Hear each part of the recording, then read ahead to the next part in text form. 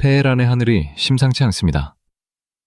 중국발 수송기들이 소리 없이 내려앉고 있죠. 이 기묘한 정적 속의 움직임은 단순한 물자 보급을 넘어 전 세계 안보 지형을 송두리째 뒤흔들 거대한 폭풍의 전조이자 체제전쟁의 서막입니다. 여러분은 지금 이 순간이 그저 먼 중동 땅의 이야기로만 들으십니까? 아니면 우리 일상을 위협하는 현실의 그림자로 느껴지십니까? 이스라엘은 이미 국가의 명운을 건 주사위를 던졌고, 미국은 외교라는 가식적인 가면을 벗어던진 채 이란 신권 정권의 종말을 선포했습니다. 트럼프의 단호한 어조, 어디에서도 타협이나 자비의 흔적은 찾아볼 수 없습니다. 강대국의 수장이 국제적인 관례를 모두 무시하면서까지 특정 정권의 완전한 소멸을 공언하는 이유는 과연 무엇일까요? 이것은 단순히 이란이라는 나라를 겨냥한 군사행동이 아닙니다. 인간의 존엄을 말살하고 오로지 공포와 억압으로 연명하던 낡은 시스템을 지구상에서 영원히 도려내려는 거대한 수술의 시작입니다. 오늘 우리는 그 피비린내 나는 참혹한 진실의 이면과 배후에서 은밀하게 움직이는 세력들의 실체를 아주 냉정하게 분석해 보려 합니다. 방관이 곧 비극의 동조가 되는 이 엄중한 시기에 우리가 반드시 직시해야만 할 진실은 무엇일까요? 지난 56시간 동안 테헤란의 하늘에는 기묘한 긴장감이 감돌았습니다. 최소 16대 이상의 중국 군용기가 쉼없이 이란 땅을 밟았기 때문입니다. 이것은 단순한 군사 지원이 아닙니다. 베이징이 이란을 거대한 무기 시험장으로 삼아 서방 세계의 최첨단 전력을 정밀하게 분석하려는 아주 냉혹한 계산이 깔린 움직임입니다. 그들은 홍기굽이라고 불리는 주력 방공 미사일 체계를 이란 최전방에 배치하며 미국의 F-35 전투기에 대응할 실전 데이터를 수집하고 있습니다. 이란 신권 정권이 벼랑 끝에 몰린 이 절박한 순간을 틈타 자신들의 무기 성능을 시험하려는 행태는 우방이라는 이름 뒤에 숨겨진 잔인한 이기주의의 극치입니다. 전쟁터에서 레이더가 어떻게 작동하는지, 그리고 이스라엘과 미국의 합동 공중전력에 맞서 어느 정도의 생존성을 확보할 수 있는지는 그들에게 무엇보다 소중한 자산이 됩니다. 결국 이란은 중국의 패권 야욕을 위한 실험용 쥐로 전락한 셈입니다. 우리는 이 냉정한 현실을 직시해야 합니다. 중국은 이란을 구원하러 온 것이 아니라 자신들의 미래 전쟁을 위한 예행 연습을 하러 온 것입니다. 이러한 데이터가 쌓일수록 대만 해협과 동북아시아의 긴장은 더욱 고조될 수밖에 없습니다. 강대국의 전략적 도구로 쓰이다가 가치가 다하면 가차없이 버려지는 것이 역사에 반복되는 교훈입니다. 방어미사일은 하늘의 위협을 잠시 늦출 수는 있겠지만 정권 내부에서 터져나오는 분노의 목소리까지 막아내지는 못할 것입니다. 지금 테헤란의 레이더망에 포착되는 것은 적군의 비행체만이 아닙니다. 자신들의 운명을 타국에 저당 잡힌 채 서서히 침몰해가는 한 시대의 종말이 기록되고 있는 것입니다. 하지만 이 비극적인 실험실 안에서 정작 가장 고통받는 이들은 정권의 야욕과 강대국의 계산 사이에 끼어버린 평범한 사람들입니다. 단 48시간 만에 16,500명의 생명이 차가운 땅 속으로 사라졌습니다. 이것은 단순한 통계 수치가 아니라 한 세대의 꿈이 무참히 짓밟힌 참혹한 비극의 기록입니다. 우리는 정부의 발표가 아닌 병원 수술실과 응급실에서 들려오는 의사들의 절규에 귀를 기울여야 합니다. 8곳의 안과 전문병원과 16곳의 거점 응급센터에서 쏟아져 나온 데이터는 차마 눈을 뜨고 볼 수 없는 진실을 말해주고 있습니다. 부상자 수만 무려 33만 명에 달하며 그들 중 대다수는 30살도 채 되지 않은 이란의 젊은이들이었습니다. 그들은 무기를 든 테러리스트도 아니었고 체제를 전복시키려는 전문 선동가도 아니었습니다. 단지 더 나은 삶을 원했고 숨 쉴 수 있는 자유를 갈망하며 거리로 나섰던 평범한 자식들이자 형제들이었습니다. 79년도 혁명 당시에도 이 정도로 잔인한 유혈 진압은 없었다는 것이 역사의 증언입니다. 신권이라는 명분 아래 자행된 이 무차별적인 학살은 정권이 얼마나 깊은 공포에 빠져 있는지를 역설적으로 보여줍니다. 자국민의 가슴에 총구를 겨누는 정권은 이미 도덕적 정당성을 완전히 상실한 시체와 다름없습니다. 20대 청년들의 눈을 겨냥한 조준 사격과 응급실 앞을 가로막은 군화 소리는 이란의 미래를 스스로 잘라내고 있는 것과 같습니다. 만약 우리가 이 피해 기록을 외면한다면 다음은 누가 이 광기 어린 폭력의 희생양이 될지 아무도 장담할 수 없습니다. 침묵은 곧 동조이며 방관은 독재의 가장 강력한 비료가 된다는 사실을 우리는 뼈아픈 역사를 통해 배워왔습니다. 지금 이 순간에도 테헤란의 병원 복도는 울음소리조차 내지 못하는 유가족들의 고통으로 가득 차 있습니다. 이 비극의 무게를 견디지 못한 역사는 반드시 그 책임을 물을 것이며 흘린 피는 결코 헛되이 사라지지 않을 것입니다. 하지만 이스라엘의 판단은 더욱 냉혹하고 단호했습니다. 국민의 목숨을 담보로 연명하는 정권과는 더 이상 같은 하늘 아래 공존할 수 없다는 결론에 도달했기 때문입니다. 700발의 미사일입니다. 이스라엘은 이 엄청난 대가를 기꺼이 지불하겠다고 선언했습니다.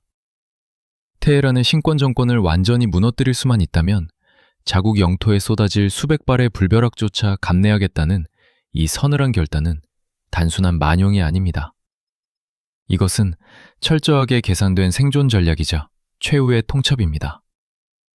그들은 지난 수십 년간 신권 정권의 위협 아래서 매일매일 숨죽여 사느니 차라리 한 번의 거대한 충돌을 통해 근본적인 암덩어리를 도려내는 것이 낫다는 결론에 도달했습니다. 이스라엘 총참모장은 이미 전 군에 최고 수준의 경계태세를 명령했으며 예고 없는 정밀 타격의 가능성을 더 이상 숨기지 않고 있습니다. 물론 그들에게는 아이언돔과 에로우3 같은 세계 최강의 다층 방어 체계가 버티고 있습니다. 하지만 어떤 방패도 수백 발의 미사일 파상 공격을 완벽하게 막아낼 수는 없다는 사실을 이스라엘 지도부는 누구보다 잘 알고 있습니다. 그럼에도 불구하고 그들이 진격의 기치를 높이 드는 이유는 명확합니다. 지금 이 기회를 놓치면 이란은 결국 핵이라는 절대 무기를 손에 넣게 될 것이고 그때가 되면 이스라엘뿐만 아니라 전 세계가 돌이킬 수 없는 재앙에 직면하게 될 것이기 때문입니다. 지금 당장의 피해를 두려워하다가 미래 전체를 저당 잡히는 우를 범하지 않겠다는 의지입니다. 이것은 단순히 중동의 영토 분쟁이 아니라 문명의 존속을 건 단 한 번의 승부수이며 이스라엘은 이 판에 국가의 사활을 걸었습니다. 우리는 흔히 평화가 가장 고귀한 가치라고 믿지만 악마와 타협한 비굴한 평화는 결국 더 큰 참극으로 돌아온다는 것을 역사는 반복해서 보여주었습니다. 이스라엘의 단호한 행보는 국제사회에 아주 묵직한 질문을 던지고 있습니다. 진정한 자유를 위해 당신은 무엇을 포기할 준비가 되어 있습니까? 전쟁의 화염보다 더 두려운 것은 미래가 사라진 어둠 속의 삶이라는 사실을 그들은 행동으로 증명하고 있습니다. 그리고 이 거대한 도박의 가장 강력한 후원자는 바로 백악관에서 전열을 가다듬고 있는 도널드 트럼프입니다. 이란의 신권 통치와 중국의 전체주의는 겉모습만 다를 뿐 그 속살은 소름 끼칠 정도로 닮아 있습니다. 하나는 신의 이름을 빌려 영혼을 구속하고 하나는 국가라는 이름 아래 사상을 통제할 뿐입니다. 이들은 법치라는 현대 문명의 약속을 무시하고 그 자리를 절대적인 공포와 무자비한 감시로 채운다는 점에서 같은 동전의 양면과 같습니다. 인간의 자유를 억압하는 방식은 시대에 따라 진화하며 이제는 종교적 교리와 첨단 기술이 결합한 기괴한 형태로 나타나고 있습니다. 특히 최근 이란 정권이 시위대를 탄압하기 위해 중국의 안면인식 기술과 디지털 감시 시스템을 도입했다는 사실은 매우 상징적입니다. 베이징의 빅브라더 시스템이 테헤란의 신권 통치자들에게 시민들을 사냥할 수 있는 날카로운 칼날을 쥐어준 셈입니다. 이들에게 국민은 보호해야 할 대상이 아니라 체제 유지를 위한 도구 혹은 언제든 갈아 끼울 수 있는 부품에 불과합니다. 더욱 잔인한 것은 위기의 순간마다 자신들의 방패로 평범한 시민들을 내세우는 인간 방패 전략입니다. 아이들과 여성들을 앞세워 국제사회의 비난을 피하려 하고 죽음조차 통치의 수단으로 삼는 이들의 행태는 문명사회에서 결코 용납될 수 없는 악행입니다. 하지만 우리는 기억해야 합니다. 공포로 세워진 성벽은 겉으로는 단단해 보이지만 단 하나의 작은 균열만으로도 한순간에 무너져 내린다는 사실을 말입니다. 사람들의 마음속에 심어진 두려움이 분노로 변하고 그 분노가 임계점을 넘어서는 순간 독재자의 요새는 모래성처럼 흩어지게 됩니다. 중국이 이란의 기술을 전수하고 데이터를 수집하며 뒷배를 자처하는 이유는 명확합니다. 이란의 몰락이 곧 자신들이 고수해온 전체주의 통제 모델의 실패를 의미하기 때문입니다. 이것은 단순히 중동의 정권 교체 문제가 아니라 전 세계 독재 체제들의 생존이 걸린 연대 투쟁입니다. 결국 이들의 동맹은 서로를 지키기 위한 것이 아니라 각자의 종말을 조금이라도 늦추기 위한 처절한 발버둥일 뿐입니다. 86살입니다. 세월 앞에 장사 없다는 말은 독재자에게 가장 가혹한 진리입니다. 지난 37년간 이란을 철권 통치해온 아야톨라 하메네이는 이제 병마와 노안이라는 거대한 벽 앞에서 자신의 권력이 모래성처럼 흩어지는 것을 지켜보고 있습니다. 이것은 단순히 한 노인의 건강 문제가 아니라 한 시대를 지탱해온 거대한 시스템의 심장이 멈춰가고 있다는 신호입니다. 도널드 트럼프가 지금 이 시점을 공략하는 이유는 명확합니다. 절대 권력을 행사하던 지도자가 육체적으로 무너질 때 그 체제 내부에서 발생하는 권력의 공백과 혼란은 그 어떤 외부의 타격보다 치명적이기 때문입니다. 워싱턴은 이미 이란의 지도부 교체 시나리오를 가동하기 시작했습니다. 하메네이가 자신의 뒤를 이을 후계자를 고민하는 사이 이란의 민심은 이미 그들을 떠났고 경제는 회생 불가능한 수준으로 추락했습니다. 트럼프는 폴리티코와의 인터뷰에서 하메네이가 이미 중병에 걸려 국가를 이끌 힘이 없음을 전 세계에 알렸습니다. 이것은 단순한 정보 공유가 아니라 이란 내부의 반정교 세력과 권력 서열에 있는 인물들에게 보내는 아주 강력한 신호탄입니다. 이제 배는 가라앉기 시작했으니 각자 도생할 길을 찾으라는 무언의 압박인 셈입니다.